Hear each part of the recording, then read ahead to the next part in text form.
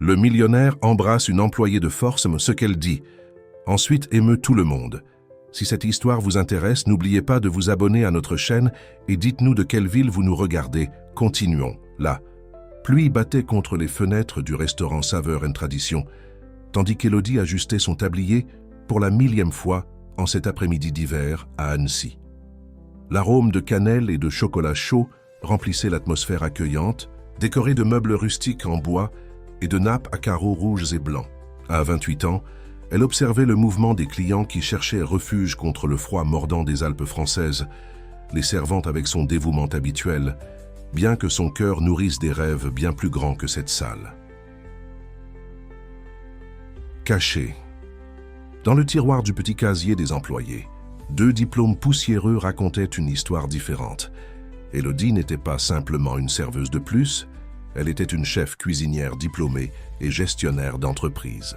Ses yeux bruns, toujours attentifs et sereins, avaient entrevu des avenirs brillants dans des restaurants renommés. Mais les préjugés et les portes fermées l'avaient conduite jusqu'ici, où au moins elle pouvait travailler avec dignité. Madame Bouvier, propriétaire de l'établissement, répétait toujours qu'Élodie était une bénédiction. « Ma petite, tu as le don, les clients reviennent pour toi », répétait la dame aux cheveux gris, sans savoir que ses mêmes mains avaient créé des plats primés à l'école de gastronomie. Mais Élodie se contentait de sourire, reconnaissante pour l'opportunité de travailler dans un environnement qui, malgré sa simplicité, préservait l'essence de la véritable cuisine familiale.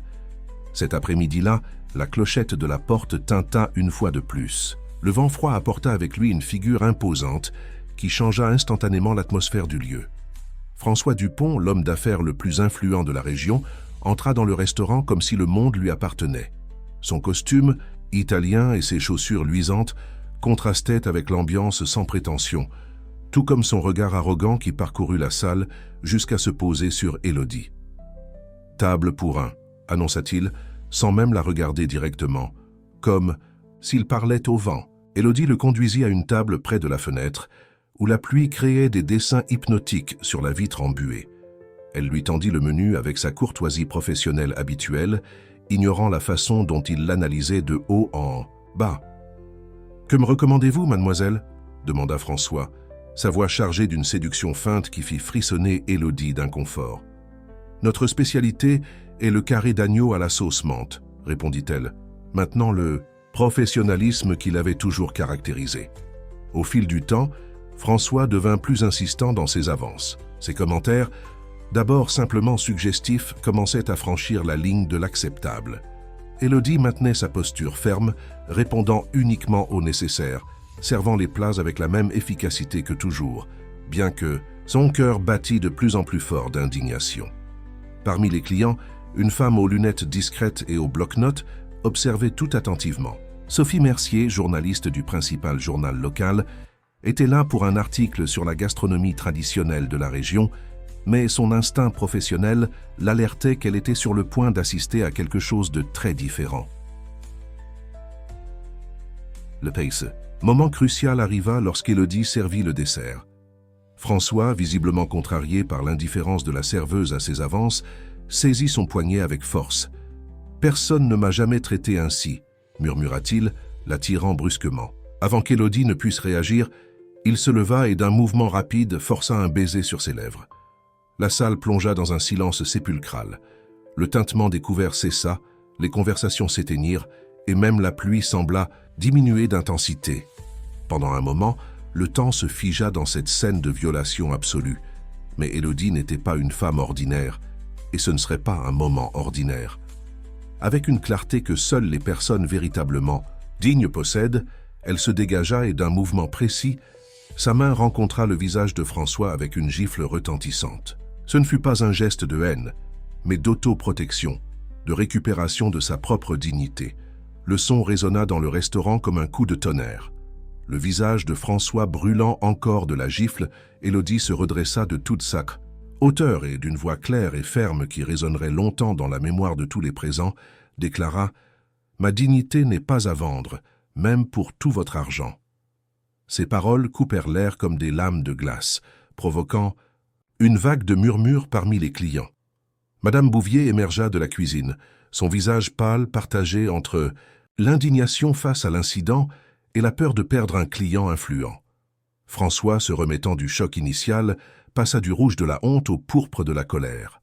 « Savez-vous qui je suis » vociféra-t-il, ajustant sa cravate d'une main, tremblante. « Mademoiselle Élodie, » commença Madame Bouvier, sa voix légèrement tremblante, « je crains que nous ne puissions maintenir votre emploi après cet incident. » Les mots sortirent comme des pierres de sa bouche, chacune pesant une tonne de remords. Élodie sentit le monde tourner un instant, mais resta droite, sa dignité intacte comme une forteresse imprenable. Sophie Mercier, la journaliste, ne perdait pas un seul détail. Son téléphone avait capturé toute la scène, depuis le harcèlement jusqu'à la réaction courageuse d'Élodie. Ses doigts volaient sur l'écran, partageant la vidéo avec sa rédaction. Quelque chose lui disait que cette histoire était loin d'être terminée. Élodie retira son tablier avec un calme délibéré, le plia soigneusement et le déposa sur le comptoir. Elle se dirigea vers le petit casier des employés, recueillit ses affaires, y compris les 2 diplômes qui n'avaient jamais vu la lumière dans cet établissement. Chacun de ces mouvements transmettait une dignité qui faisait retenir leur souffle aux personnes présentes. Pendant ce temps, François, essayant toujours de maintenir sa posture de supériorité, s'assit à nouveau pour terminer son repas, comme si rien ne s'était passé. Il commanda le plat typique de la maison, un ragoût élaboré aux épices locales, tentant de démontrer son contrôle de la situation. Les autres clients l'observaient avec un mélange de répulsion et de fascination morbide. Élodie était presque à la porte quand un bruit étrange la fit se retourner. François s'était étouffé avec un morceau du ragoût, son visage devenant rapidement rouge tandis qu'il se débattait, incapable de respirer. La panique s'installa dans le restaurant, certaines personnes criant et d'autres paralysées, sans savoir quoi faire. Sans hésiter une seconde, Élodie laissa tomber son sac et revint en courant. Avec la précision de quelqu'un qui a étudié les procédures d'urgence dans sa formation culinaire, elle se positionna derrière François et appliqua la manœuvre de Heimlich. Après quelques moments de tension extrême, le morceau de nourriture fut expulsé et François commença à tousser, récupérant progressivement son souffle. Le silence qui suivit était différent du précédent. Il n'était plus chargé de choc ou d'indignation, mais d'une admiration stupéfaite. François, encore haletant, leva les yeux vers Élodie, rencontrant dans son regard non pas le triomphe ou la vengeance qu'il aurait pu attendre, mais une compassion sereine qui le désarma complètement. « Même si vous ne savez pas respecter une femme, » dit Élodie, sa voix basse mais assez claire pour que tous l'entendent, « je sais respecter une vie. » Et sur ces mots, elle se retourna et marcha vers la porte, laissant derrière elle un François complètement transformé, son arrogance remplacée par une expression de confusion profonde et de honte. La pluie avait diminué lorsqu'Élodie sortit, finalement du restaurant, mais les gouttes qui tombaient encore se mêlaient aux larmes qu'elle permit enfin de couler sur son visage. Ce n'étaient pas des larmes de défaite, mais de libération. Quelque chose en elle disait que cette fin n'était en réalité que le début d'un voyage bien plus grand. La vidéo de la confrontation entre Élodie et François devint virale, avec une rapidité impressionnante. Moins de 2 heures après, que Sophie Mercier l'eut publié sur ses réseaux sociaux, le hashtag « Respecter ma dignité » figurait déjà parmi les sujets les plus commentés du pays. La scène de la gifle et la phrase emblématique d'Élodie résonnaient sur toutes les plateformes numériques, générant une vague de soutien sans précédent. Sophie, assise à son bureau dans la rédaction du journal, observait, abasourdie, le nombre croissant de partages. Son téléphone ne cessait de sonner avec des demandes d'interviews de médias nationaux et internationaux. L'histoire d'Élodie avait touché un nerf sensible de la société, notamment parce que François Dupont était connu pour ses antécédents de comportements inappropriés, toujours protégé par son influence et son argent. Pendant ce temps, Élodie était dans son petit appartement, assise à la table de la cuisine, feuilletant les offres d'emploi. Son téléphone, auparavant silencieux, débordait maintenant de notifications, des messages de soutien, des propositions de travail et même des invitations à des émissions de télévision arrivaient sans cesse. Un message en particulier attira son attention. Il venait d'une ancienne collègue de l'école de gastronomie, Julie Lambert. « Élodie, te souviens-tu de ce projet dont nous avions parlé à l'école ? à propos d'un restaurant qui serait plus qu'une entreprise qui pourrait transformer des vies. Je pense que le moment est venu. Appelle-moi de toute urgence. Le cœur d'Élodie s'accéléra. Ce vieux rêve, partagé durant des nuits d'études et de confidences, avait toujours semblé trop lointain. Un restaurant qui servirait non seulement de la nourriture, mais de l'espoir. Un lieu qui emploierait des personnes qui, comme elle, avaient besoin d'une seconde chance. Dans la demeure des Dupont, l'ambiance était tendue. François s'était enfermé dans son bureau, ignorant les dizaines d'appels de son service de presse. Sur l'écran de son ordinateur portable, la vidéo tournait en boucle. Chaque fois qu'il la regardait, un nouveau détail le perturbait. Ce n'était pas seulement l'humiliation publique qui le dérangeait, mais quelque chose de plus profond, une sensation qu'il n'arrivait pas à nommer. Son ex-petite amie, Isabelle Moreau, influenceuse numérique et héritière d'une chaîne d'hôtels, fut la première à tenter de le contacter. « François, chéri, quel scandale! Mais ne t'inquiète pas, je peux t'aider à renverser cette situation. J'ai des contacts, nous pouvons créer une narration différente. » François ignora le message, tout comme il ignora tous les autres. Pour la première fois de sa vie, il se sentait véritablement honteux.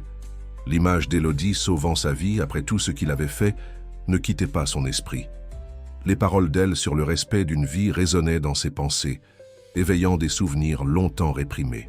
Dans son appartement de luxe, Isabelle observait les répercussions de l'affaire avec un mélange de colère et de jalousie. Comment une simple serveuse pouvait-elle attirer tant d'attention? Comment osait-elle humilier François de cette façon? Ses doigts tambourinaient nerveusement sur la table en marbre, tandis que son esprit élaborait un plan. Si Élodie voulait de l'attention, elle en aurait bien plus qu'elle ne l'espérait. Sophie Mercier, quant à elle, percevait qu'il y avait quelque chose de plus grand derrière cette histoire. Ce n'était pas seulement un cas de harcèlement, de plus, c'était un portrait parfait des dynamiques de pouvoir et de privilèges qui imprégnaient la société. Déterminée à aller plus loin, elle commença à enquêter sur le passé de François Dupont et ses connexions commerciales. La journaliste découvrit un schéma intéressant. Plusieurs femmes talentueuses étaient passées par les entreprises des Dupont, mais peu y restaient longtemps. Celles qui partaient signaient, curieusement, des accords de confidentialité. Il était temps de faire quelques appels délicats. À la fin de cette journée, Élodie reçut un appel inattendu. C'était du père de François, le patriarche de la famille Dupont. « Mademoiselle Élodie », sa voix était grave et contrôlée, « j'aimerais fixer une réunion. Je crois que nous pouvons transformer cette situation en quelque chose de positif pour toutes les personnes impliquées. » Élodie hésita, son instinct l'alertant sur d'éventuels pièges, mais quelque chose dans la proposition l'intriguait. C'était peut-être l'opportunité dont elle avait besoin pour réaliser son plus grand rêve. Le bureau d'Auguste Dupont était exactement comme Élodie l'imaginait, imposant, avec des meubles en bois nobles et une vue privilégiée sur la ville. Le patriarche de la famille, un homme d'une soixantaine d'années aux cheveux gris parfaitement coiffés, l'observait de l'autre côté de son bureau majestueux. À ses côtés, François gardait les yeux baissés, visiblement mal à l'aise. « Mademoiselle Élodie, » commença Auguste, son ton calculé et cordial. « Nous voulons vous offrir une compensation pour l'incident. » Il fit glisser une enveloppe sur la table. « De plus, nous sommes disposés à faire de vous l'associé majoritaire du Saveur & Tradition, après une rénovation complète, bien sûr. » Élodie regarda l'enveloppe sans la toucher. Ses yeux rencontrèrent ceux de François qui leva finalement la tête. Pendant un bref instant, elle vit quelque chose de différent dans ce regard. Non plus l'arrogance d'avant, mais un mélange de honte et de curiosité. « Avec tout le respect que je vous dois, monsieur Dupont, » répondit Élodie, sa voix ferme, « je ne suis pas venu ici pour de l'argent ou pour un restaurant tout fait. Je suis venu parce que je crois que nous pouvons faire quelque chose de vraiment significatif. » Elle ouvrit son dossier et en sortit un projet soigneusement élaboré, fruit de nuits blanches après l'incident. Le projet détaillait un restaurant-école dans un quartier périphérique, axé sur la formation de personnes en situation de vulnérabilité. « Je ne veux pas de charité, » continua Élodie. « Je veux un vrai partenariat, un lieu qui puisse transformer des vies à travers la gastronomie. » Auguste fronça les sourcils, mais avant qu'il ne puisse répondre, François prit la parole. « Père, elle a raison. Nous devons faire différemment cette fois. » C'était la première fois qu'il parlait depuis le début de la réunion, et sa voix portait un ton qui surprit tout le monde, y compris lui-même. À l'extérieur du bureau, Isabelle. Moreau attendait impatiemment des nouvelles de sa source au sein de l'entreprise. Quand elle apprit le refus d'Élodie concernant l'argent, son visage se tordit en une expression de dédain. Immédiatement, elle commença à passer des appels. Si cette serveuse voulait jouer, elle connaîtrait les règles du jeu. Dans les semaines qui suivirent, Élodie et Julie commencèrent à travailler sur leurs rêves. Elles trouvèrent un ancien entrepôt abandonné dans le quartier L'Espérance, un lieu qui, malgré son nom, manquait de perspective. Avec l'aide d'habitants locaux et de quelques anciens collègues du Saveur et Tradition, elles commencèrent la rénovation de l'espace. François, contrairement aux attentes de tous, commença à consulter une thérapeute renommée, Dr Laure Martin. Lors des séances, il plongeait dans des souvenirs douloureux de son enfance, les exigences constantes de son père, l'absence de démonstration d'affection, la pression pour être un homme fort. Pour la première fois, il se permettait de remettre en question les modèles qu'il avait toujours acceptés comme des vérités absolues. Sophie Mercier poursuivait son enquête, désormais axée sur une série de dénonciations anonymes qui commençaient à émerger contre le nouveau projet d'Élodie.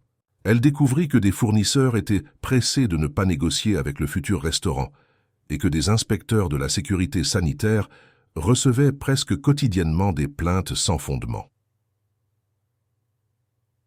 Un après-midi particulièrement difficile, alors qu'Élodie découvrit que sa réserve avait été sabotée avec des produits périmés, une jeune femme nommée Claire vint au restaurant encore en construction. Son visage meurtri et ses mains tremblantes racontaient une histoire qu'elle n'arrivait pas encore à verbaliser. Élodie l'accueillit immédiatement, lui offrant non seulement un emploi mais un nouveau départ. Le geste d'Élodie envers Claire ne passa pas inaperçu dans la communauté.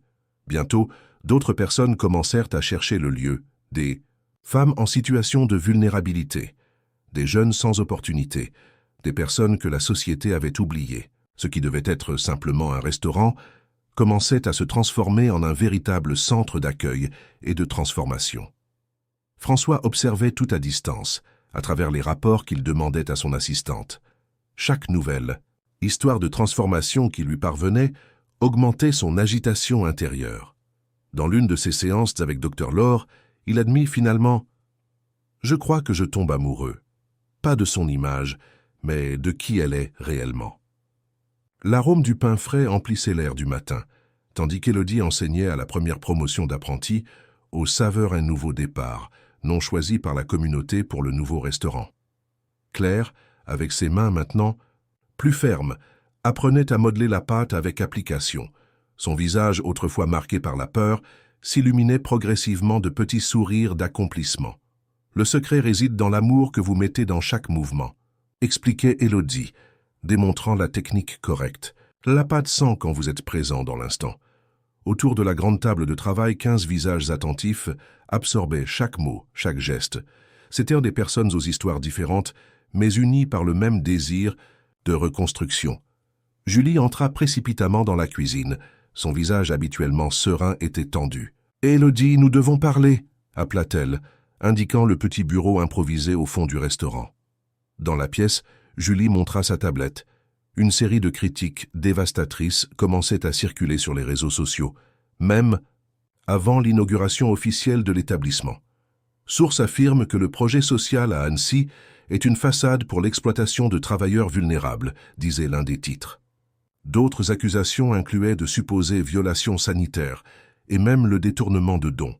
Toutes les publications étaient partagées par des profils apparemment authentiques, mais avec un modèle suspect de comportement.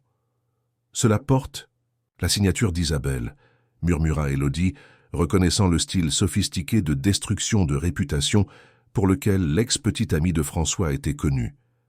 Mais avant qu'elle ne puisse développer sa pensée, elle entendit un cri venant de la cuisine. Claire était paralysée, regardant son téléphone, des larmes coulant sur son visage.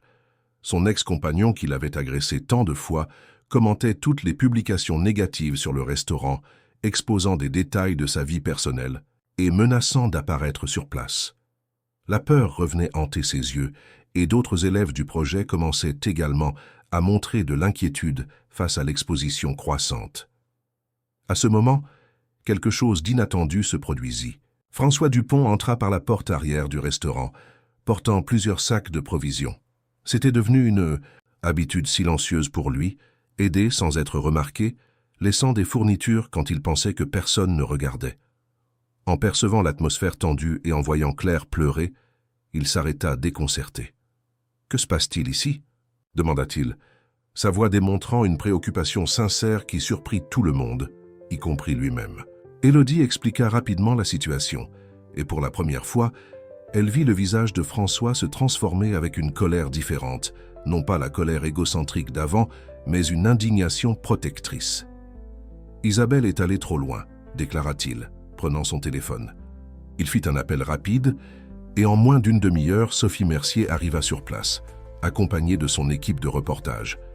La journaliste enquêtait déjà sur le réseau de diffamation et possédait des preuves concrètes reliant toutes les publications négatives à une agence de marketing digital engagée par Isabelle. « Vous n'avez pas besoin d'avoir peur », affirma Sophie, s'adressant particulièrement à Claire et aux autres élèves.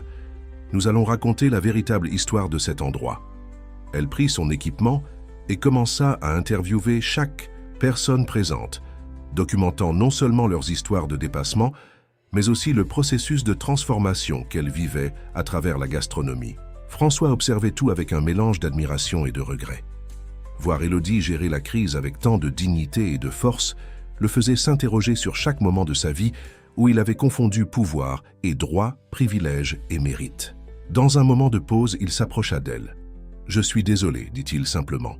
Pas seulement pour ce que j'ai fait, mais pour avoir fait partie d'un système qui permet que des choses comme ça arrivent. » Élodie le regarda dans les yeux, voyant pour la première fois l'homme derrière l'arrogance se transformer. « La meilleure façon de s'excuser est d'aider à changer ce système, » répondit-elle avec un petit sourire. Le reportage de Sophie fut publié le lendemain, exposant non seulement la campagne de diffamation, mais surtout mettant en évidence l'impact positif que le projet avait déjà sur la communauté. Les réseaux sociaux qui auparavant faisaient écho à des critiques sans fondement se remplissaient de messages de soutien et d'offres d'aide de tous les coins du pays. Dans le cabinet du docteur Laure Martin, François s'enfonçait dans le confortable canapé en cuir. Sa posture habituelle d'homme d'affaires accompli cédant la place à une vulnérabilité qu'il n'avait jamais permis aux autres de voir. « Je n'aurais jamais imaginé pouvoir ressentir autant », confessa-t-il, passant les mains sur son visage fatigué. « Qu'est-ce que vous ressentez exactement, François ?» demanda la thérapeute, observant attentivement les changements subtils dans l'expression de son patient. Il resta silencieux quelques instants, cherchant les mots justes. « C'est comme si je me réveillais d'un très long sommeil, » répondit-il finalement. « Je vois Élodie transformer des vies avec si peu, alors que j'ai passé des années à accumuler des richesses sans réel objectif. Elle a quelque chose que tout l'argent du monde ne peut acheter. » Pendant ce temps, aux saveurs et nouveaux départs, Élodie affrontait ses propres défis internes. Le succès du reportage de Sophie avait suscité un intérêt explosif pour le projet. Des entreprises proposaient des parrainages, des célébrités voulaient faire des apparitions, des politiciens cherchaient à associer leur image à l'entreprise. « Nous ne pouvons pas perdre notre essence », expliquait Élodie à Julie, tandis qu'elles organisaient les dizaines d'emails reçus. Cet endroit est né pour être un espace de transformation, pas un projet de marketing social. Claire, qui aidait maintenant à l'administration du restaurant, en plus de participer aux cours de cuisine, observait sa mentor avec admiration. « Élodie » appela-t-elle timidement.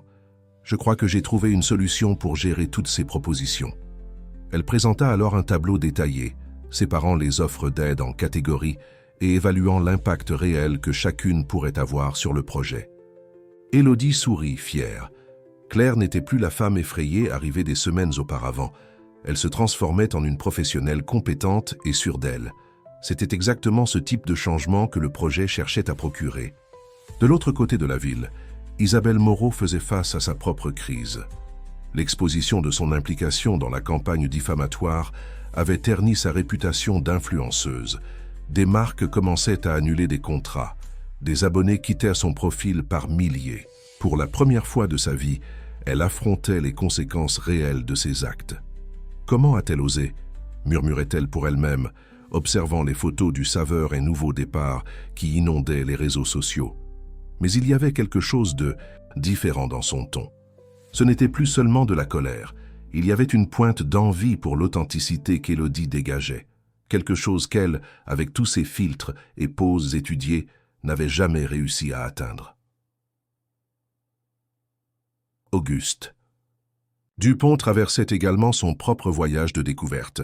Il observait de loin les changements chez son fils, remarquant comme François semblait plus léger, plus présent.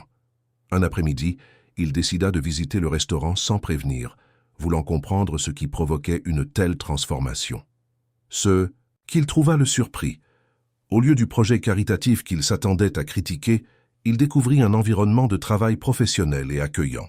Il vit des personnes traitées avec dignité et respect, apprenant non seulement des techniques culinaires, mais retrouvant leur estime de soi et leur indépendance. Caché dans un coin de la salle, il observa Élodie dirigeant un cours pratique. Son leadership était naturel, sans besoin d'imposition ou de hiérarchie. Les gens la suivaient non par peur ou obligation, mais par véritable admiration et confiance. Ce fut à ce moment qu'Auguste commença à comprendre ce que son fils avait fait. Il ne s'agissait pas seulement de nourriture ou de travail, il s'agissait d'humanité, de voir l'autre comme égal, de créer de véritables opportunités de transformation. À la fin de cette journée particulière, alors qu'il se préparait à sortir discrètement, Auguste fut surpris par Élodie, qui l'avait remarqué depuis son arrivée. « Monsieur Dupont », appela-t-elle, « aimeriez-vous goûter notre nouvelle recette de tarte aux pommes? C'est une création collective de la classe. » Le patriarche de la famille Dupont hésita un moment, mais accepta. En goûtant la pâtisserie, quelque chose dans son expression sévère s'adoucit. La saveur ramenait des souvenirs de sa propre mère, d'une époque où la vie était plus simple, plus vraie. Le jour de l'inauguration officielle du Saveur et Nouveau Départ approchait et l'agitation s'emparait du lieu. Les murs, autrefois écaillés, affichaient maintenant une teinte accueillante de jaune, choisie par vote par les élèves eux-mêmes. Dans la cuisine industrielle rénovée, des équipements modernes partageaient l'espace avec des ustensiles traditionnels, certains donnés par la communauté. Élodie supervisait les derniers préparatifs lorsqu'elle reçut un appel inattendu. C'était de l'Université gastronomique internationale, l'une des institutions d'enseignement les plus prestigieuses du domaine. Il s'était intéressé au projet après la répercussion du reportage de Sophie et voulait établir un partenariat. « Nous voulons que votre restaurant soit un pôle de stage social pour nos étudiants », expliqua le directeur. Ils apprendraient non seulement des techniques culinaires, mais aussi la responsabilité sociale et la gestion humanisée. La proposition fit briller les yeux d'Élodie. C'était la validation académique dont son projet avait besoin. Le même matin, François participait à une réunion tendue au conseil d'administration des entreprises Dupont. Certains conseillers remettait en question son récent engagement dans un projet social dans une zone considérée comme problématique de la ville. « Messieurs », François se leva, sa voix ferme surprenant tout le monde, y compris son père qui présidait la réunion. Le Saveur et Nouveau Départ n'est pas seulement un projet social, c'est un modèle d'entreprise durable qui génère un impact réel. Et si vous me le permettez, je peux prouver qu'il peut aussi être rentable. Il présenta alors un plan détaillé qu'il avait développé en secret. L'idée était de créer une ligne de produits artisanaux, produits par les élèves du projet, avec une partie des profits réinvestis dans l'expansion et la formation. Le plan incluait également des partenariats avec les hôtels et restaurants du groupe pour l'embauche des diplômés. Auguste observait son fils avec un mélange de surprise et de fierté. Ce n'était plus le jeune arrogant qui voyait le monde comme sa propriété personnelle. À sa place se tenait un homme qui commençait à comprendre le véritable sens du leadership et de la responsabilité sociale. Pendant ce temps, au restaurant, Claire coordonnait une réunion avec d'autres élèves. Elles avaient créé un groupe de soutien mutuel où elles partageaient non seulement des recettes, mais aussi leurs histoires et leurs rêves. L'une d'elles, Marie, révéla que sa plus grande peur était de rentrer chez elle le soir quand les cours se terminaient tard. « Et si nous créions un réseau de soutien ?» suggéra Claire, sa confiance grandissant chaque jour. « Nous pourrions nous organiser pour que personne n'ait à marcher seul. » L'idée évolua rapidement vers un système de covoiturage solidaire, impliquant non seulement les élèves, mais aussi des habitants du quartier qui soutenaient le projet. Julie, observant. Tout cela réalisa que le restaurant se transformait en quelque chose de bien, plus grand que prévu initialement. Ce n'était pas seulement un centre de formation professionnelle, mais un véritable catalyseur de changements sociaux. « Élodie », appela-t-elle pendant un moment de pause, « nous devons penser à agrandir l'espace. Nous avons déjà une liste d'attente pour les 3 prochaines promotions. » Élodie sourit, se rappelant comment tout avait commencé avec une gifle de dignité dans un petit restaurant. À la fin de cette journée, François apparut au restaurant portant un dossier. Il trouva Élodie dans la cuisine, enseignant à un groupe d'élèves la préparation d'une sauce française complexe. Il attendit patiemment qu'elle termine le cours, observant comment chaque explication était accompagnée d'une petite leçon sur la vie et la persévérance. « Le secret n'est pas seulement dans la technique, » disait-elle aux élèves, « mais dans la patience et l'amour que vous consacrez à chaque étape. Comme dans la vie, parfois nous devons recommencer, ajuster l'assaisonnement, trouver le point juste. » Lorsque le cours se termina, François s'approcha. Ses yeux ne portaient plus l'arrogance d'avant, mais une lueur différente, plus humaine. « J'ai une proposition pour vous, » dit-il, ouvrant le dossier. « Le conseil a approuvé un plan d'expansion du projet, mais je veux le faire à votre manière, en respectant l'essence de ce que vous avez créé ici. » Élodie prit les documents, ses yeux parcourant rapidement les pages. Le plan était ambitieux, mais maintenait les valeurs fondamentales du projet. Plus que cela, il proposait une structure qui garantirait l'autonomie et la durabilité du Saveurs Un Nouveau Départ. La nuit tombait sur Annecy lorsqu'Élodie termina enfin de réviser le plan d'expansion proposé par François. Le restaurant était silencieux. Seul le bruit distant de la cuisine où quelques élèves pratiquaient volontairement leur technique résonnait dans les couloirs. « C'est un plan impressionnant », admit-elle, regardant François qui attendait son opinion assis de l'autre côté de la table. « Mais j'ai une condition. Je veux qu'une partie des bénéfices soit destinée à un fonds de bourse d'études, pour les élèves qui souhaiteraient poursuivre leur formation académique. » François sourit, prenant un stylo et ajoutant la clause au contrat sur le champ. Ses doigts effleurèrent légèrement ceux d'Élodie en lui rendant le document, provoquant un frisson inattendu chez tous les deux. Le moment fut interrompu par Claire, qui entra précipitamment dans la pièce. « Élodie, tu dois voir ça !» s'exclama-t-elle, ses yeux brillants d'excitation. Elle conduisit Élodie et François jusqu'à la cuisine, où Marie, l'élève qui craignait auparavant les nuits, finalisait un plat français élaboré avec la précision d'un chef professionnel. « Elle s'entraîne tous les soirs après le cours », expliqua Claire. « Elle a obtenu un emploi au Petit Château, ce restaurant français du centre. » Élodie sentit ses yeux s'humidifier. Marie était l'une des élèves qui avait le plus souffert de violences domestiques, et la voir maintenant, confiante et épanouie, était la preuve vivante que le projet était sur la bonne voie. François observait la scène avec une nouvelle perspective. Il se rappela sa première visite au Petit Château, des années auparavant, quand il avait traité le personnel avec la même arrogance qu'il avait un jour manifesté envers Élodie. Maintenant, il voyait dans la cuisine non seulement un service à rendre, mais un outil de transformation sociale. Cette même nuit, Sophie Mercier finalisait son livre-reportage sur l'histoire du Saveurs Un Nouveau Départ. Ses recherches avaient révélé un schéma surprenant.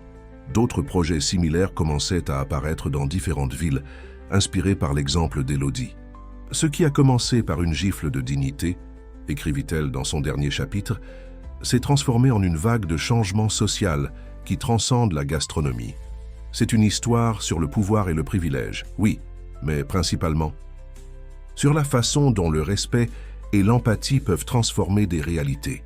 Isabelle Moreau, qui suivait tout à distance via les réseaux sociaux, se sentait de plus en plus décalée dans son monde d'apparence.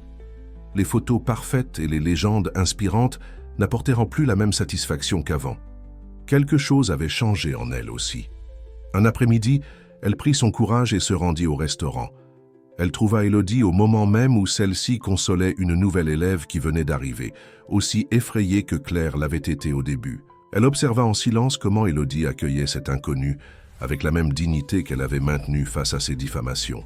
« Je suis venue m'excuser », dit Isabelle, sa voix tremblant légèrement. « Et aussi, je voulais savoir si je peux aider d'une quelconque façon. » Et Élodie la regarda longuement, cherchant la sincérité dans ses yeux qui auparavant ne transmettaient que du mépris. « Nous avons un Cours de marketing digital qui commence la semaine prochaine, répondit Élodie, surprenant Isabelle. Tu as de l'expérience dans ce domaine. Tu pourrais être une instructrice bénévole? C'était plus qu'une invitation. C'était une opportunité de rédemption. François, qui arrivait à ce moment-là pour une de ses visites de plus en plus fréquentes, fut témoin du dialogue. Il vit chez Isabelle le même processus de transformation qu'il traversait lui-même, la découverte qu'il y a plus de force dans l'humilité que dans l'arrogance. Pendant ce temps, dans la demeure des Dupont, Auguste se trouvait seul dans son bureau, contemplant une vieille photo de famille. On y voyait un François enfant, souriant sincèrement, quelque chose qu'il n'avait pas vu chez son fils depuis des années. Jusqu'à maintenant, les changements qu'il observait chez François le faisaient s'interroger sur ses propres valeurs et l'héritage qu'il avait construit. L'inauguration officielle du Saveur et Nouveau Départ était prévue pour le lendemain, et la nervosité flottait dans l'air comme l'arôme des épices qu'Élodie aimait tant. Les dernières heures avant le grand événement furent consacrées non seulement aux préparatifs pratiques, mais aussi à un moment spécial avec la première promotion de diplômés. « Quand je suis arrivé ici, dit Claire, debout devant ses camarades dans la cuisine principale, j'arrivais à peine à tenir un couteau sans trembler. Aujourd'hui, non seulement je dirige un poste de travail, mais j'ai repris le contrôle de ma propre vie. » Ses yeux humides reflétaient les lumières douces de l'environnement, tandis que ses paroles touchaient chaque cœur présent. Élodie observait ses élèves avec une fierté maternelle. Marie, maintenant sous-chef au petit château, aidait une nouvelle élève à perfectionner sa technique de coupe.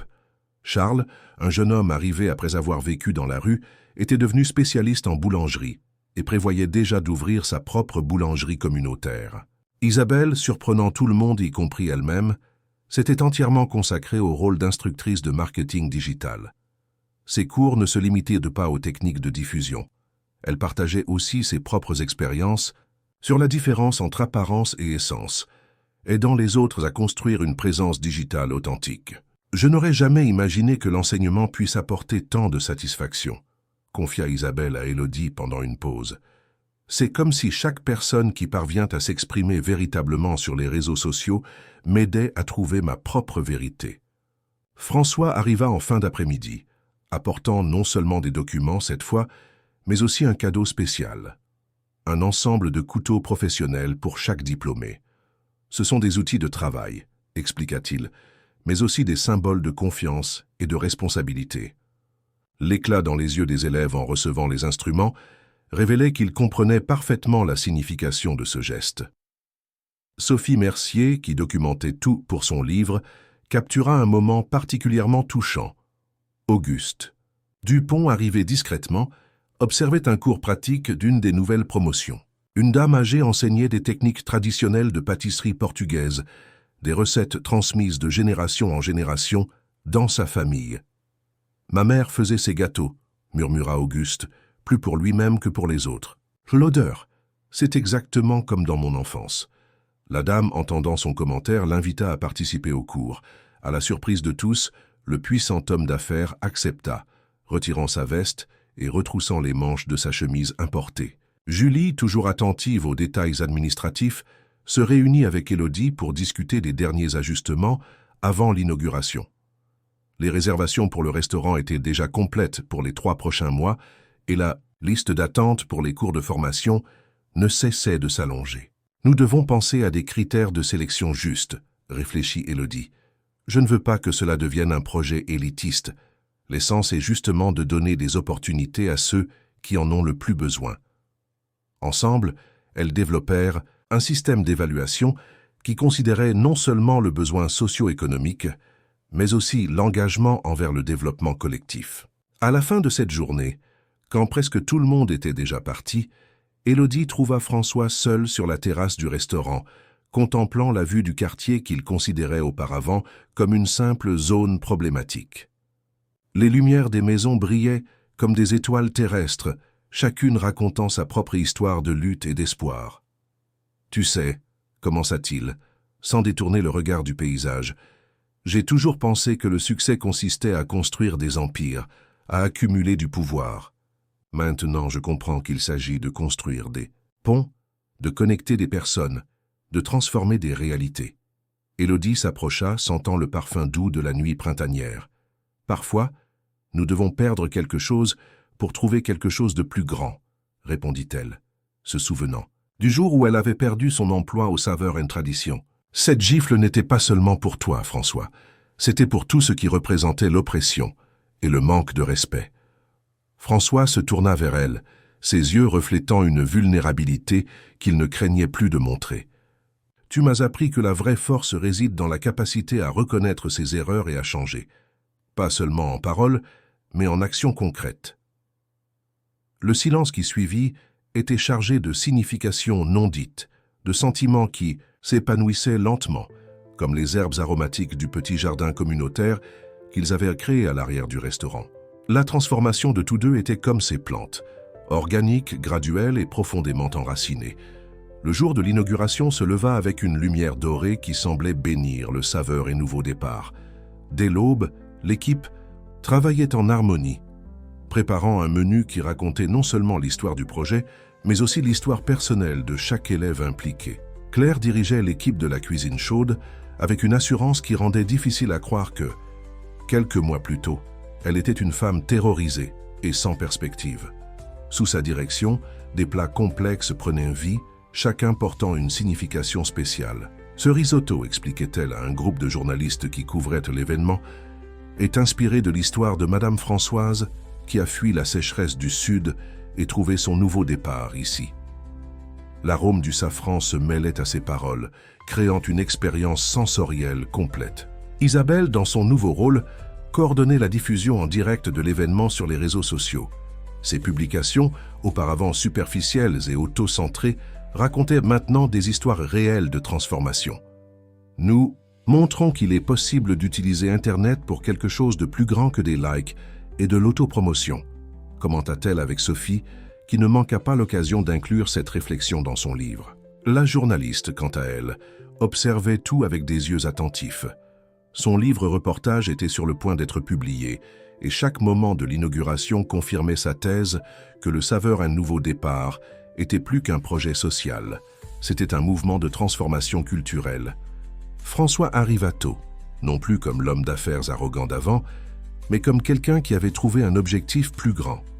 Il apporta avec lui une surprise, un groupe de cadres de différentes entreprises du groupe Dupont, tous intéressés par la mise en œuvre de programmes similaires dans leur domaine d'activité. Le changement doit être systémique, expliqua-t-il lors d'une petite réunion avant l'inauguration officielle. Un projet isolé ne suffit pas, nous devons créer un réseau d'opportunités. Élodie, qui participait à la réunion, sentit son cœur s'accélérer en voyant comment son rêve se multipliait. Auguste Dupont, qui ces derniers jours avait traversé son propre parcours de transformation, surprit tout le monde en arrivant vêtu d'un tablier du Saveurs un Nouveau Départ. « Je vais aider en cuisine aujourd'hui », annonça-t-il à la stupéfaction générale. Ce cours de pâtisserie portugaise m'a fait réaliser combien de temps j'ai perdu à me concentrer uniquement sur les chiffres et le pouvoir. Les portes s'ouvrirent au public exactement à 19 h. Le restaurant était complètement réservé, avec une liste d'attente qui s'étendait déjà sur des mois. Chaque table reçut un petit livre artisanal racontant l'histoire du projet et de ses participants, une idée issue des cours de marketing digital d'Isabelle. La première entrée fut servie, une réinterprétation du pain avec beurre que Claire préparait habituellement pour ses enfants dans les moments les plus difficiles. Maintenant, c'était une focaccia artisanale avec du beurre fait maison dans le restaurant, décoré avec des herbes du jardin communautaire. Chaque plat ici a une histoire de dépassement, expliquait Élodie aux invités.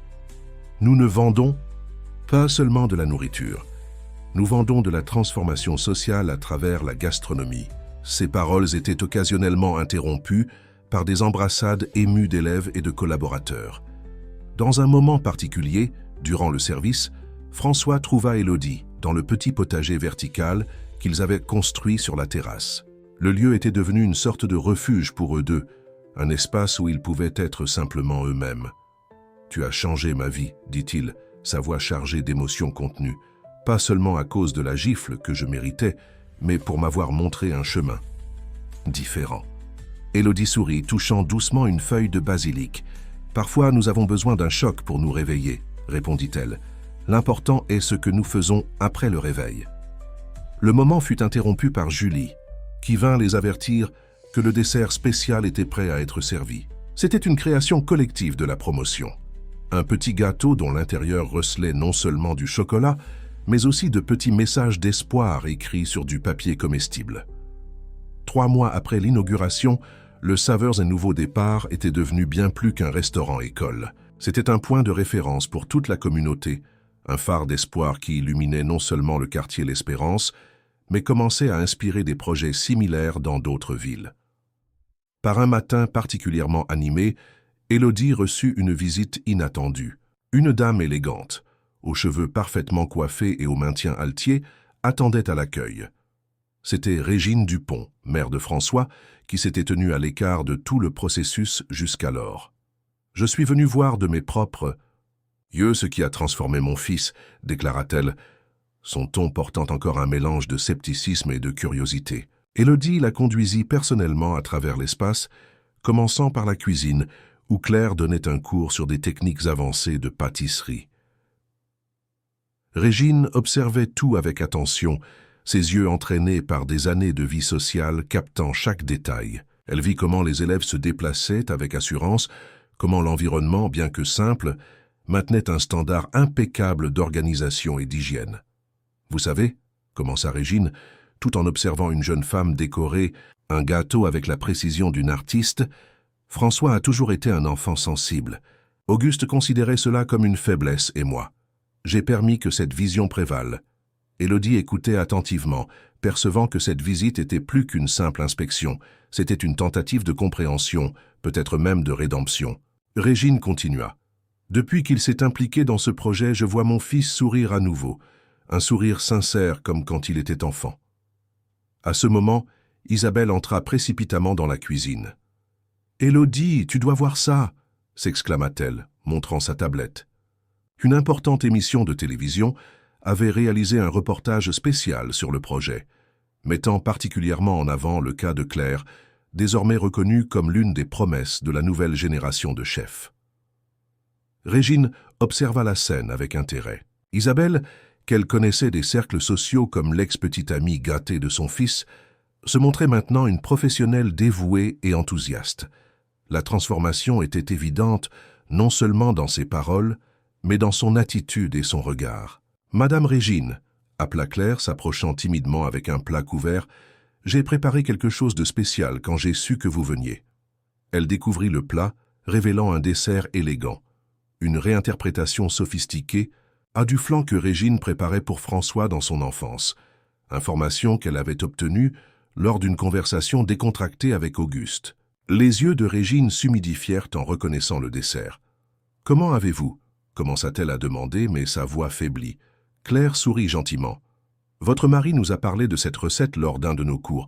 Il a dit que c'était le moment le plus heureux de la journée, quand la famille se réunissait pour goûter votre dessert. » L'après-midi avançait, et Régine restait au restaurant de plus en plus impliquée dans les histoires qu'elle entendait. Elle fit la connaissance de Marie, qui non seulement travaillait au petit château, mais avait été promue sous-chef.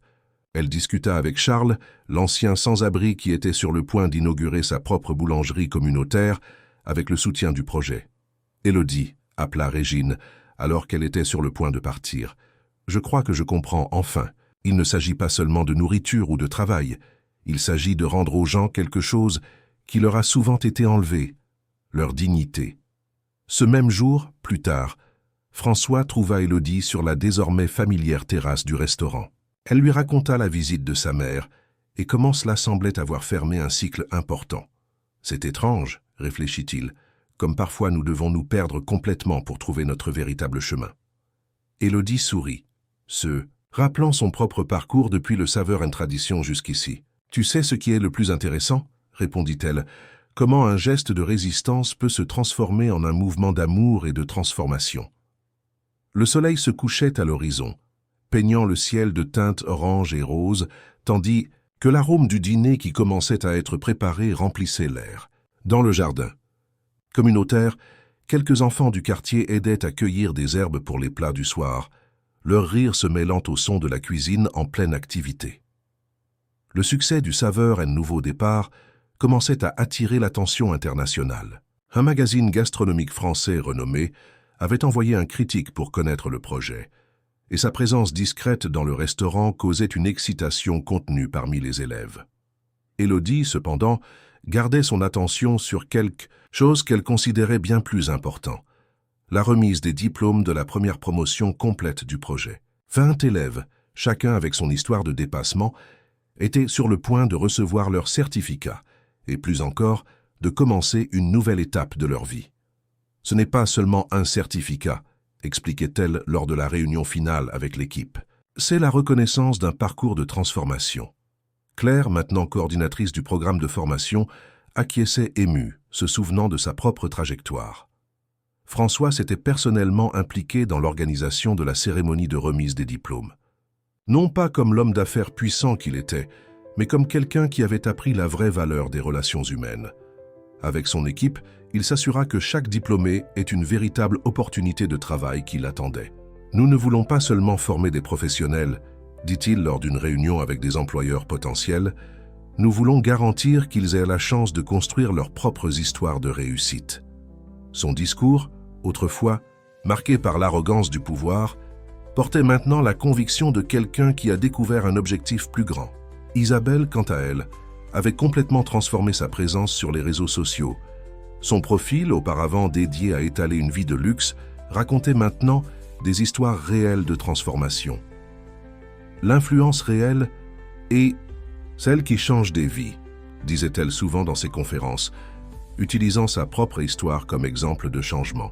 Un après-midi particulièrement spécial, alors que les préparatifs pour la remise des diplômes battèrent leur plein, Sophie Mercier lança officiellement son livre-reportage sur le projet. L'auditorium de la principale librairie de la ville était comble, et parmi les présents se trouvait une figure que personne ne s'attendait à voir, Madame Bouvier, l'ancienne propriétaire du Saveur & Tradition. « Je suis venue m'excuser », dit-elle à Élodie après l'événement, ses mains ridées tremblant légèrement. « J'aurais dû vous défendre ce jour-là. » Élodie l'étreignit, sentant que ce moment fermait un autre cycle important de sa vie. Régine Dupont, qui fréquentait maintenant régulièrement le restaurant, était devenue l'une des plus grandes enthousiastes du projet. Ses anciennes amies de la haute société, qui s'étaient d'abord moquées de son implication dans une initiative dans un quartier périphérique, commençaient à changer d'avis en voyant les résultats pratiques du travail. « Mon fils m'a appris qu'il n'est jamais trop tard pour changer », commenta-t-elle lors d'un des déjeuners caritatifs qu'elle organisait désormais régulièrement. Et Élodie m'a montré que la véritable élégance réside dans notre façon de traiter les gens. Le critique français qui observait tout discrètement tint à visiter la cuisine. Il fut impressionné non seulement par la qualité technique des plats, mais surtout par l'énergie de l'environnement. « C'est magnifique !» s'exclama-t-il, en goûtant un plat élaboré par Marie. « Il y a ici de l'âme, du cœur. » La veille de la remise des diplômes, Élodie retrouva François au traditionnel coin de la terrasse. Le jardin vertical qu'ils avaient implanté s'épanouissait, tout comme quelque chose de spécial entre eux. « Tu sais, commença-t-il, j'ai toujours pensé que l'amour consistait à posséder, à contrôler. Tu m'as appris qu'il s'agit de libérer, de permettre la croissance. » Élodie sourit, se souvenant du long chemin parcouru depuis ce jour pluvieux aux Saveurs & Tradition. « Parfois, nous devons nous briser complètement pour nous reconstruire plus forts, » répondit-elle, ses paroles portant le poids de l'expérience vécue. Le son des rires des élèves qui finalisaient les préparatifs pour la remise des diplômes leur parvenait, se mêlant à l'arôme des herbes fraîches du jardin.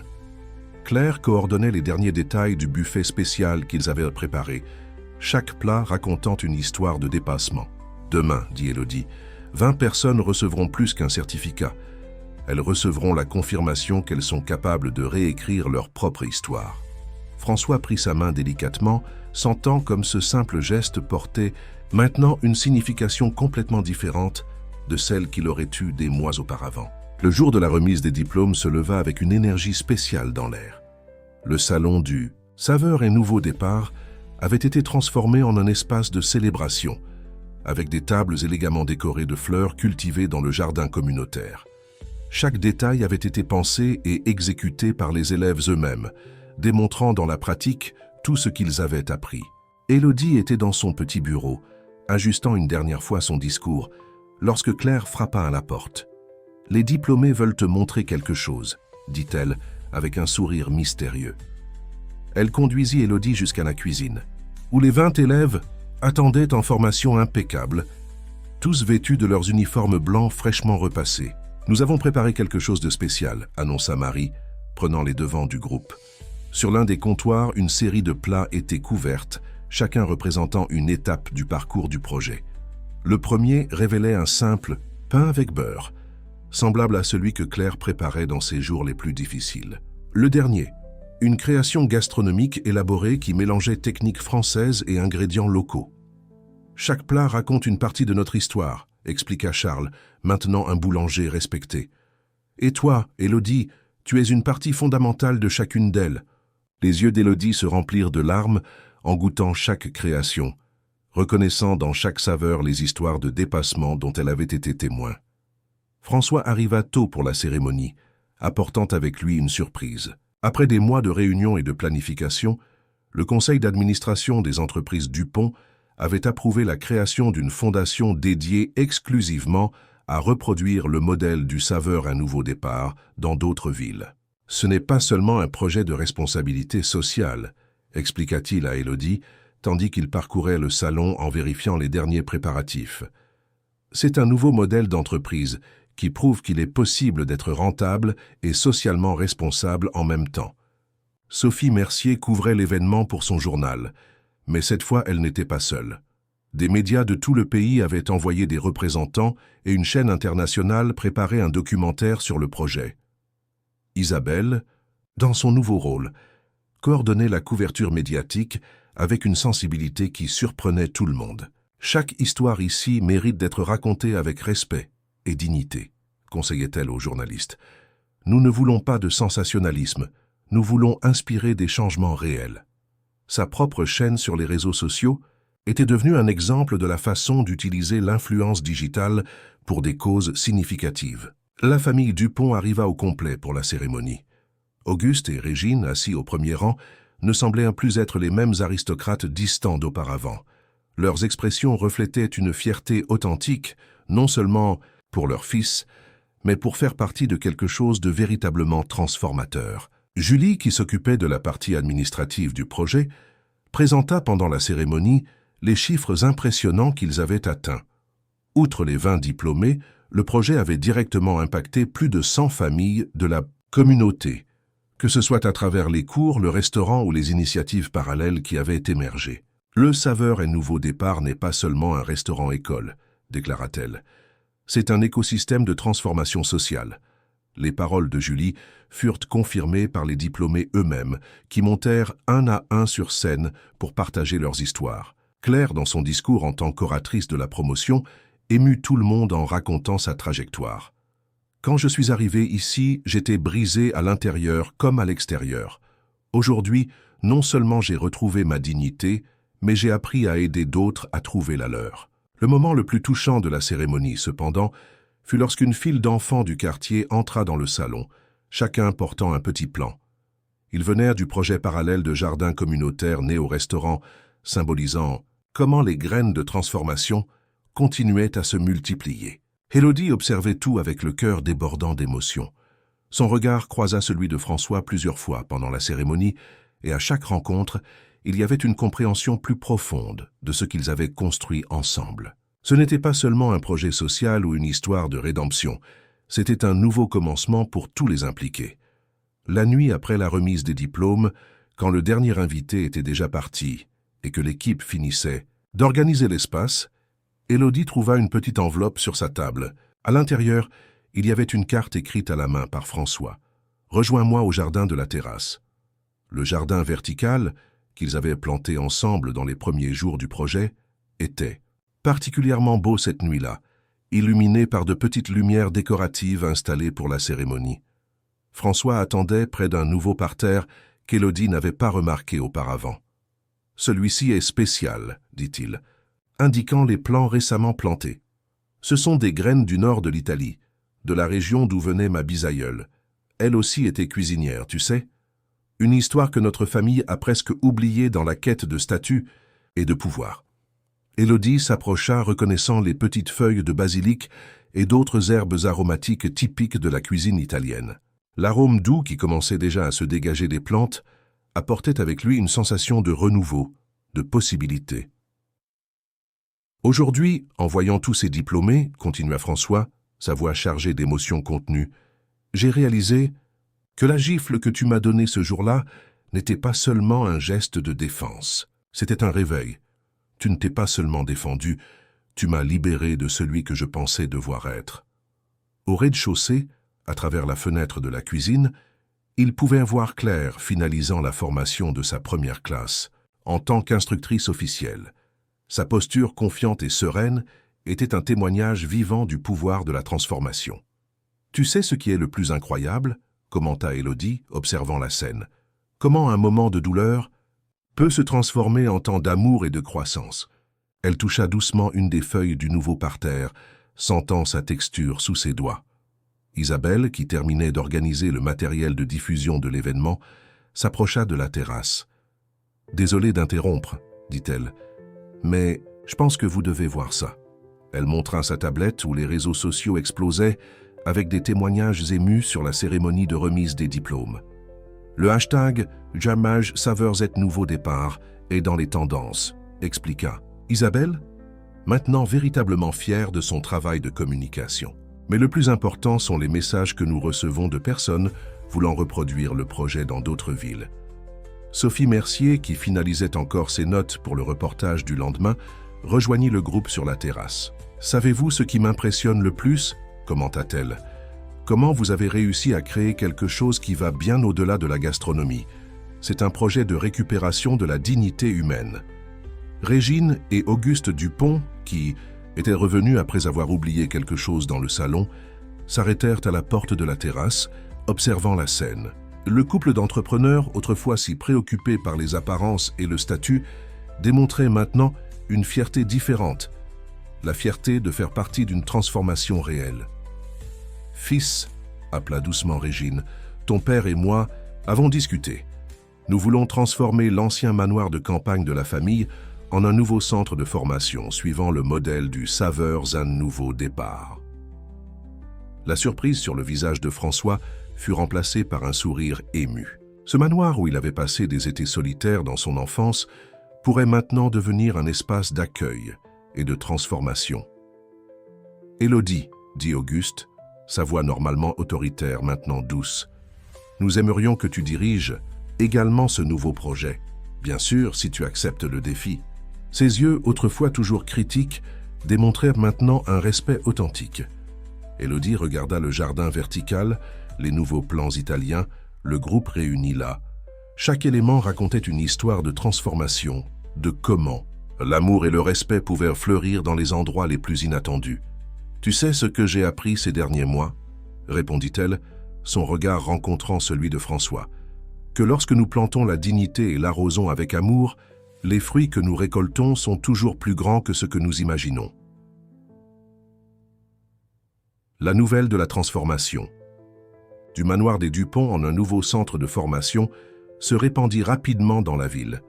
Ce qui était auparavant un symbole de pouvoir et d'isolement se préparait maintenant à devenir un espace d'accueil et de renouveau. Élodie, avec François, se consacrait à la planification du nouveau projet avec le même soin et le même amour qu'elle avait consacré aux saveurs et nouveaux départs.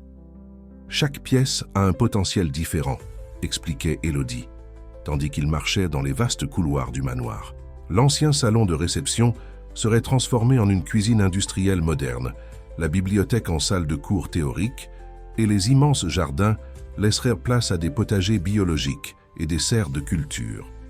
Claire, qui coordonnait maintenant sa propre équipe aux saveurs et nouveaux départs, s'était proposée pour aider à la mise en œuvre du nouveau projet.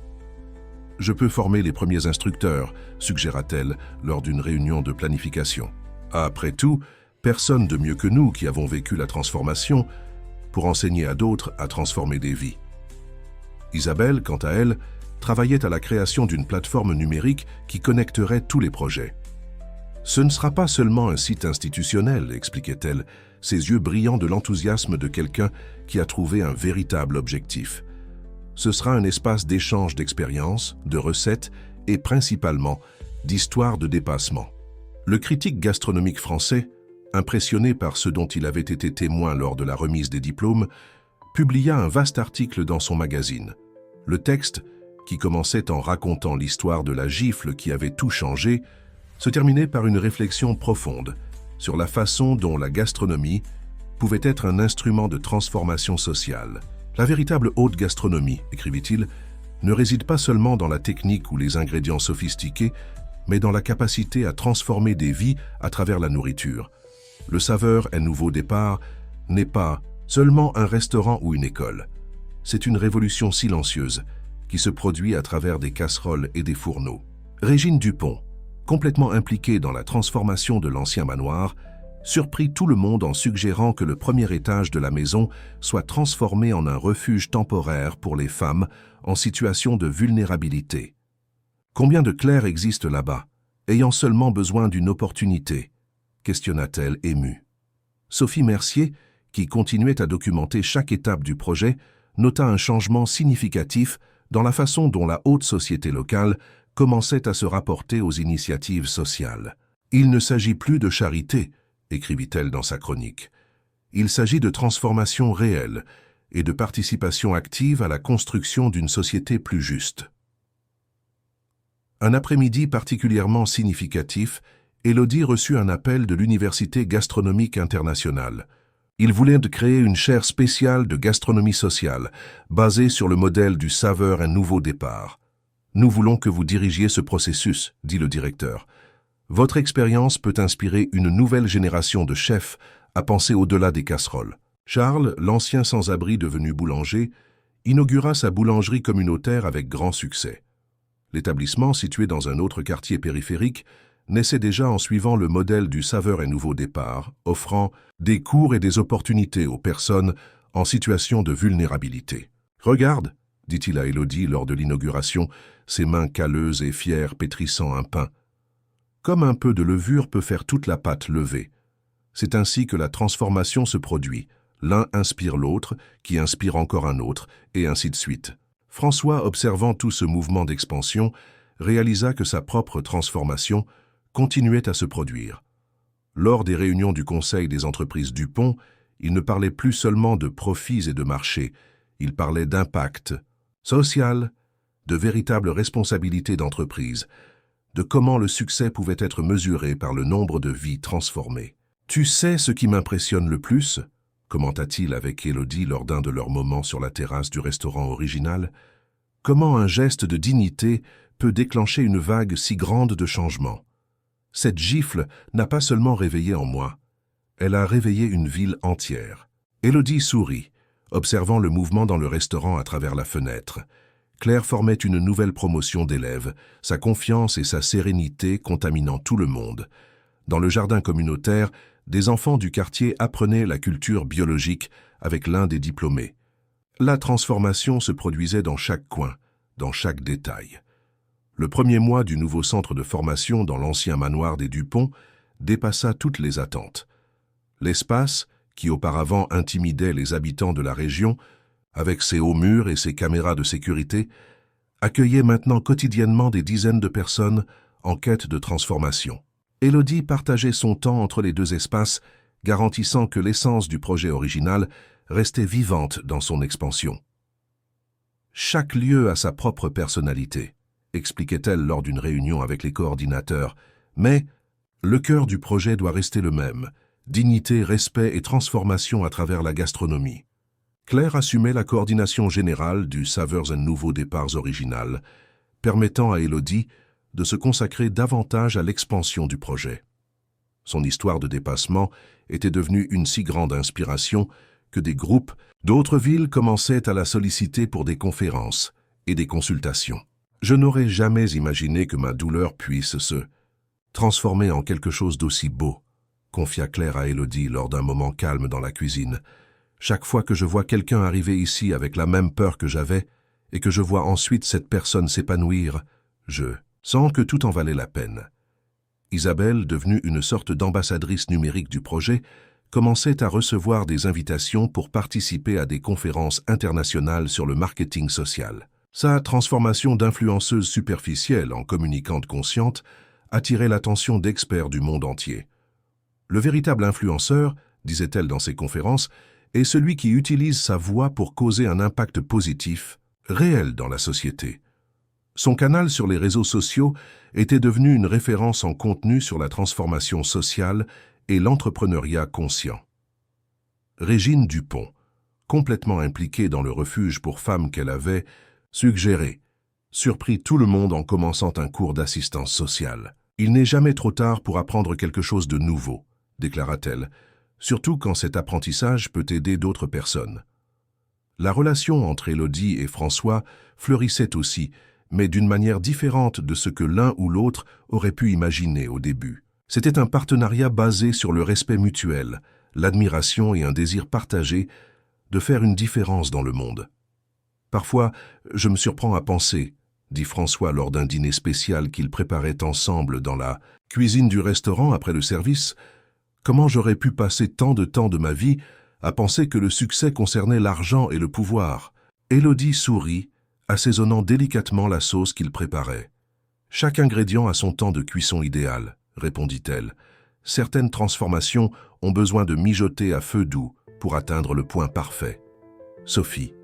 Mercier, qui continuait à suivre de près l'évolution du projet, commença à travailler sur un nouveau livre. Cette fois, il ne s'agissait pas seulement du saveur un nouveau départ, mais de la façon dont des initiatives similaires commençaient à apparaître dans différentes parties du pays, inspirées par l'exemple.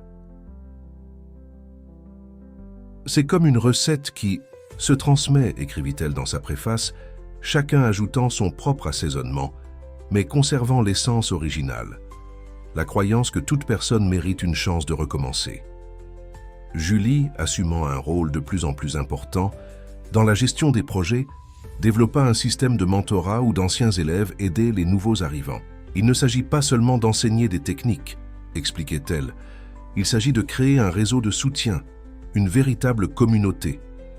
Le petit jardin vertical de la terrasse, où tant de conversations importantes avaient eu lieu, continuait à croître et à fleurir.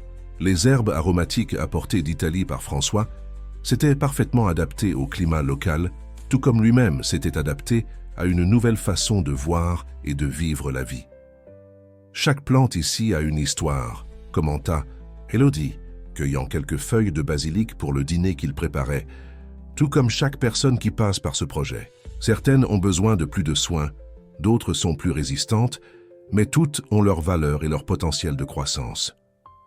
François l'observait avec admiration, percevant comment chacun de ses gestes portait une leçon de vie.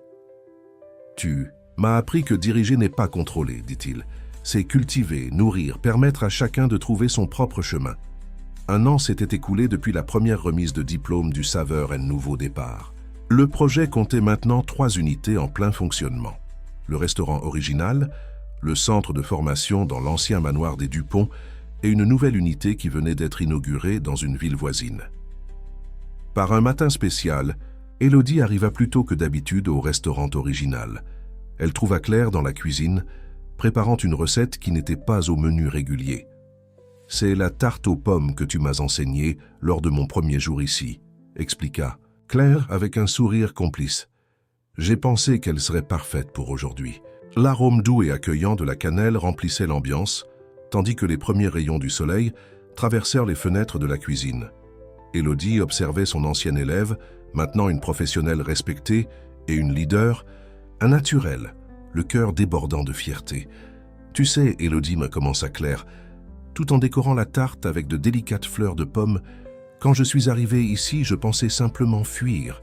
Mais j'ai découvert que je courais en réalité vers quelque chose de bien plus grand. » La conversation fut interrompue par l'arrivée d'Isabelle portant sa tablette inséparable. « Vous n'allez pas le croire !» s'exclama-t-elle animée. « Le documentaire sur le projet a été sélectionné pour un festival international de cinéma. Ils veulent faire la première ici, au restaurant. » La nouvelle se répandit rapidement parmi les employés et les élèves qui commençaient à arriver. Le documentaire, produit par une équipe indépendante au cours de la dernière année, dépeignait non seulement l'histoire du Saveurs et Nouveau Départ, mais l'impact que le projet avait eu sur la vie de centaines de personnes.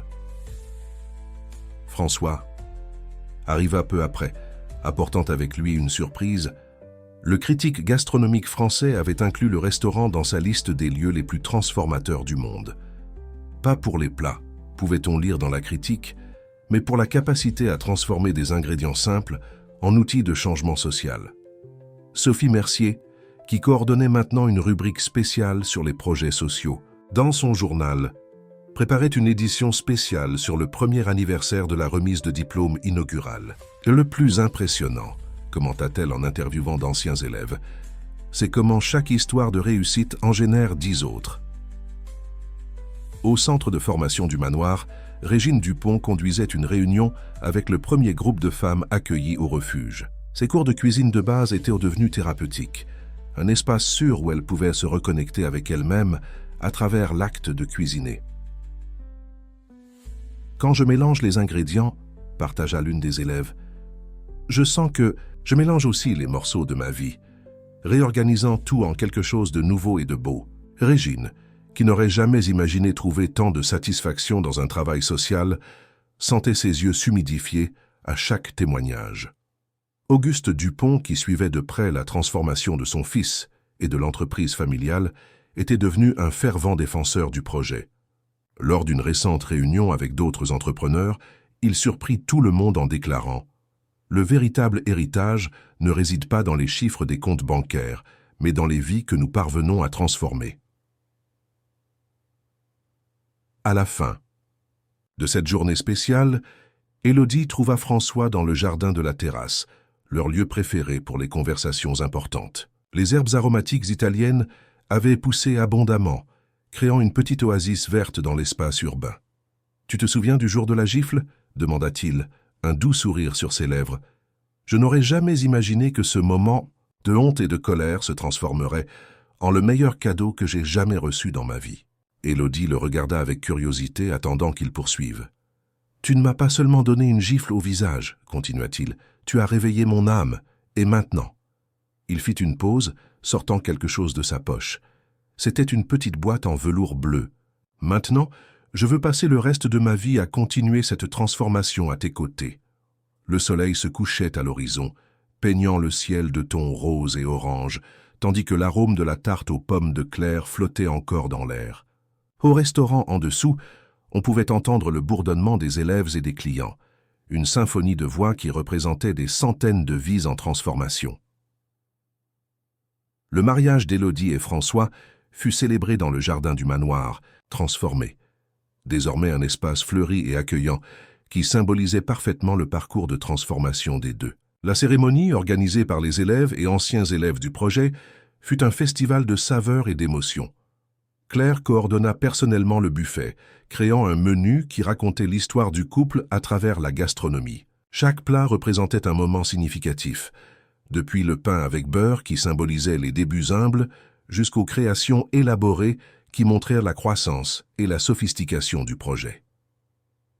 Chaque saveur ici a une signification spéciale, expliquait-elle aux invités. C'est notre façon d'honorer deux personnes qui nous ont appris que l'amour et la dignité peuvent transformer des vies. Ses yeux brillaient de fierté en voyant ses élèves exécuter parfaitement chaque recette. Isabelle, devenue l'une des meilleures amies d'Élodie, surprit tout le monde avec un court documentaire émouvant, montrant la trajectoire du couple et du projet. De la gifle à l'hôtel, plaisanta-t-elle. Une histoire d'amour qui a commencé par un réveil et s'est transformée en un mouvement de changement social. Régine et Auguste Dupont, maintenant complètement transformés par l'expérience du projet, observèrent leur fils avec une fierté différente de celle qu'ils ressentaient auparavant. Ce n'était plus la fierté du succès financier ou du statut social, mais de la personne qu'il était devenu. La dernière phrase était incomplète.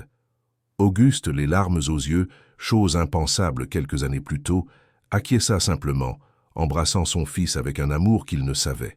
Pas « je vais reprendre à partir de là ». Auguste, les larmes aux yeux, chose impensable quelques années plus tôt, acquiesça simplement, embrassant son fils avec un amour qu'il ne savait pas montrer auparavant. Sophie Mercier, qui couvrait l'événement pour son journal, remarqua comment le mariage reflétait parfaitement l'essence du saveur et nouveau départ. Il n'y avait pas de distinction entre invités importants et élèves du projet. Tous partageaient les mêmes tables, les mêmes histoires, les mêmes rêves. Pendant la fête, Charles, l'ancien sans-abri devenu boulanger à succès, présenta sa création spéciale.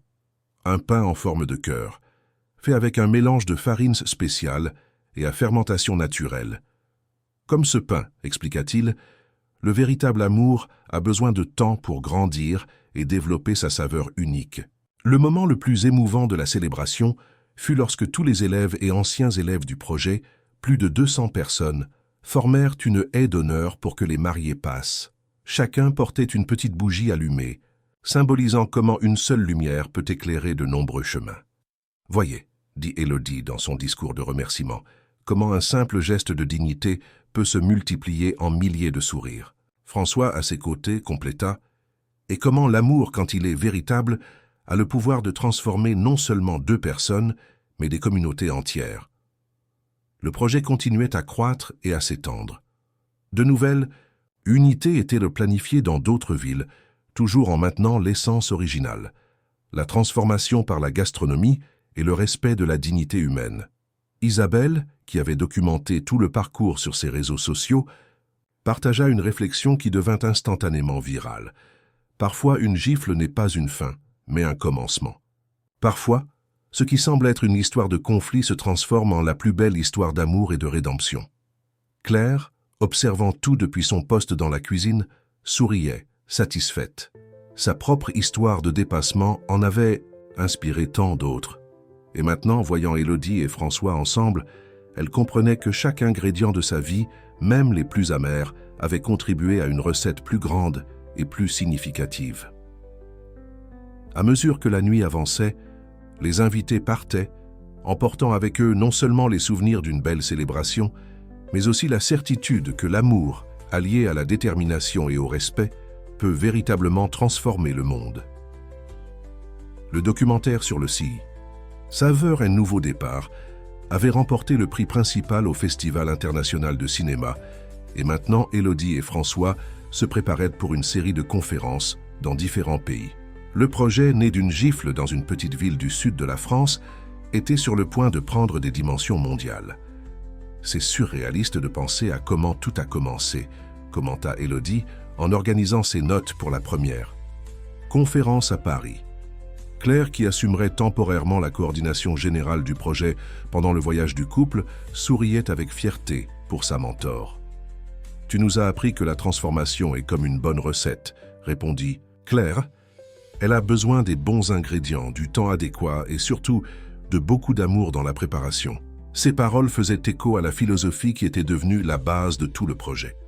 Isabelle, devenue directrice de communication de la Fondation, préparait une stratégie internationale de diffusion.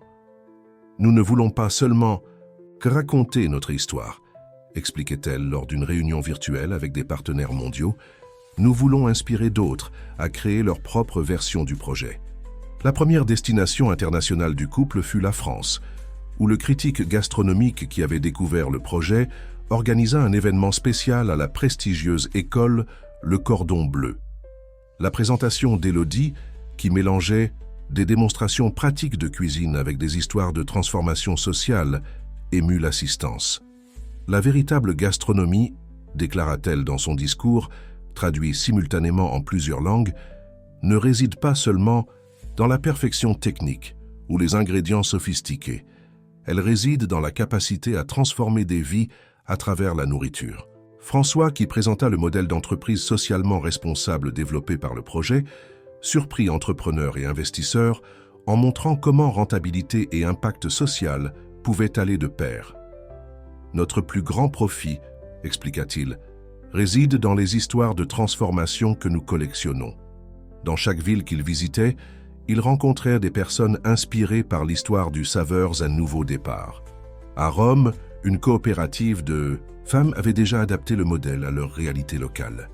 À Barcelone, un chef renommé avait transformé son restaurant étoilé en un centre de formation pour jeunes en situation de vulnérabilité. Sophie Mercier, qui accompagnait la tournée internationale pour son nouveau livre, documentait comment chaque culture assimilait et adaptait le concept du projet. C'est fascinant de voir comment une idée née de la douleur et de l'indignation peut se transformer en un mouvement mondial d'espoir, écrivait-elle dans ses notes. De retour en France, Claire dirigeait le projet avec la même dévotion et le même amour qu'elle avait appris d'Élodie. Sous sa direction, une nouvelle initiative était née. Un programme d'échange qui permettait aux élèves des différentes unités du projet de partager expériences et connaissances. Régine et Auguste Dupont, complètement transformés par leur participation au projet, se consacraient à étendre le programme d'accueil pour femmes en situation de vulnérabilité. Ce qui avait commencé comme un petit refuge dans le manoir rénové se transformait maintenant en un réseau de maisons de soutien. Il n'est jamais trop tard pour découvrir son véritable but, commenta Régine lors d'une réunion avec des partenaires internationaux. Son accent aristocratique, autrefois utilisé pour marquer la distinction sociale, portait maintenant la sagesse de quelqu'un qui avait appris la véritable valeur de la vie. Lors d'une vidéoconférence avec toutes les unités du projet, Élodie et François partagèrent les expériences du voyage. Sur les écrans, des dizaines de visages souriants montraient comment le Saveurs un nouveau départ était devenu une véritable famille mondiale. Chaque lieu que nous avons visité, raconta Élodie, nous a montré que le désir de transformer des vies à travers l'amour et le respect est universel. François compléta, et chaque nouvelle histoire que nous entendons nous confirme que nous sommes sur le bon chemin. Isabelle, qui coordonnait la transmission, remarqua comment les réseaux sociaux du projet explosaient avec des messages de soutien et des demandes d'informations venant des 4 coins du monde. C'est comme si nous avions planté une graine qui fleurit maintenant sur différents sols, réfléchit-elle. 2 ans s'étaient écoulés depuis le mariage d'Élodie et François et le Saveurs et nouveau départ s'était transformé en un mouvement mondial de transformation sociale. Ce matin-là, le restaurant original se préparait pour une célébration unique. L'annonce qu'Élodie était enceinte et l'inauguration d'une nouvelle aile du projet. Claire, désormais directrice exécutive de la Fondation, organisait les derniers détails de l'événement avec la même dévotion qu'elle avait montrée lors de son premier jour comme élève. « C'est incroyable comme la vie tourne », commenta-t-elle avec Isabelle, tout en ajustant la décoration du salon. L'espace supplémentaire serait dédié à un centre de recherche et développement de projets sociaux où les méthodologies développées, au Saveurs et nouveau départ, seraient étudiées et adaptées à différentes réalités et contextes. Sophie Mercier, devenue l'une des principales chercheuses du centre, coordonnerait les études sur l'impact social du projet.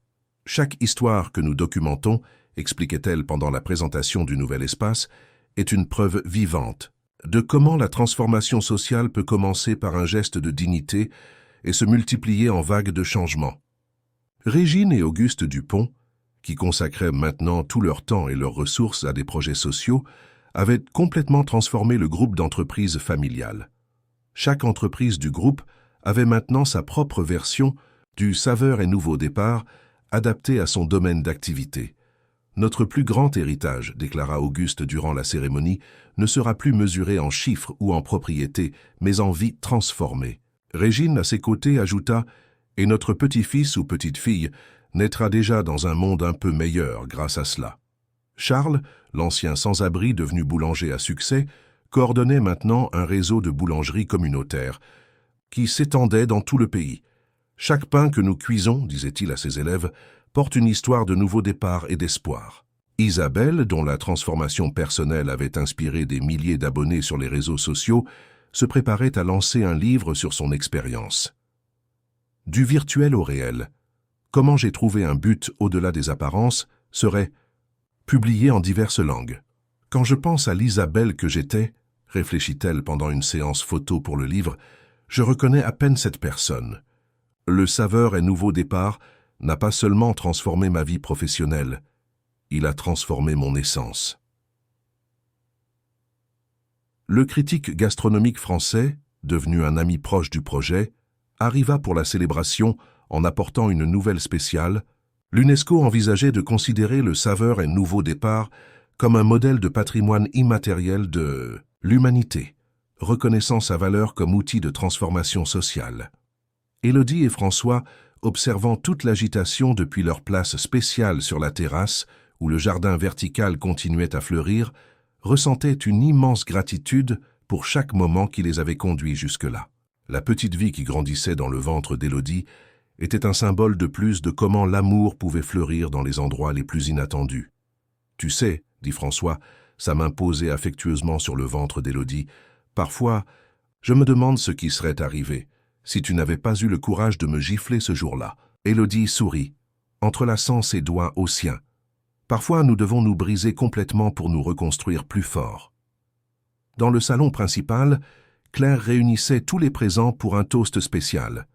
Chaque verre contenait une boisson différente, créée spécialement pour l'occasion, symbolisant la diversité qui rendait le projet si spécial. Aujourd'hui, nous ne célébrons pas seulement une nouvelle vie ou un nouvel espace, déclara-t-elle, sa voix chargée d'émotion. Nous célébrons chaque histoire de transformation, chaque nouveau départ, chaque rêve devenu réalité entre ces murs. Le soleil se couchait à l'horizon, peignant le ciel de couleurs qui semblaient célébrer aussi. Dans le jardin du manoir, transformé, les lumières commençaient à s'allumer, illuminant les visages souriants de centaines de personnes dont les vies avaient été touchées par le projet. La véritable saveur de la vie, conclut Élodie dans son discours final, réside dans notre capacité à transformer des ingrédients amers en douces histoires de nouveaux départs.